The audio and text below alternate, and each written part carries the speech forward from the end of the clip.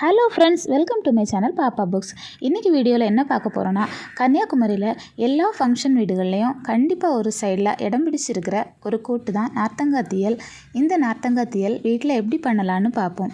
ஒரு இரும்பு கடாயில் 2 ஸ்பூன் நல்லெண்ணெய் விட்டு கடுகு கருவேப்பிலை போட்டு தாளிச்சிக்கணும்.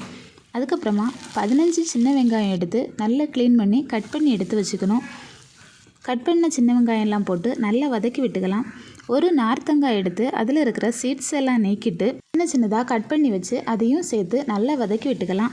நார்த்தங்காய் வேகிறதுக்கு ரொம்ப டைம் எடுக்கும், அதனால கல்லுப்பு போட்டு வதக்கி விட்டுக்கணும். ஒரு எலுமிச்சம்பழம் அளவுக்கு புளி எடுத்து கரைச்சி வச்சுருக்கிறேன். அந்த புளி கரைசலையும் சேர்த்து அதுக்கு கூடவே 1/2 கப் தண்ணியும் சேர்த்து வேக வச்சுக்கணும். அப்போ தான் நார்த்தங்காய் நல்லா வெந்து கிடைக்கும். நல்லா கொதித்ததுக்கப்புறமா 1 ஸ்பூன் வத்தல் பொடி, 1/2 ஸ்பூன் மல்லிப்பொடி, 1/4 ஸ்பூன் மஞ்சள் பொடி, 1/2 ஸ்பூன் சாம்பார் பொடி, அப்புறமா கொஞ்சம் காயம் எல்லாம் சேர்த்துட்டு மூடி வச்சுக்கலாம். அதுக்கப்புறமா ஓப்பன் பண்ணி பார்த்தோன்னா எண்ணெயெல்லாம் பிரிஞ்சு வற்றி வந்துருச்சு. இப்போது நார்த்தங்காய் தீயல் ரெடி ஆயாச்சு. இந்த ஸ்டேஜில் ஸ்டவ்வை ஆஃப் பண்ணிக்கலாம். அவ்வளோதான். பழைய சோறு, தயிர் சாதம் எல்லாத்துக்குமே இது சைட் டிஷ்ஷாக ரொம்ப டேஸ்ட்டாக இருக்கும். நீங்களும் வீட்டில் ட்ரை பண்ணி பாருங்கள்.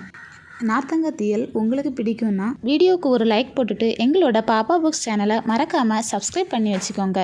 பக்கத்தில் இருக்கிற பெல் ஐக்கானையும் கிளிக் பண்ணிக்கோங்க. தேங்க்யூ.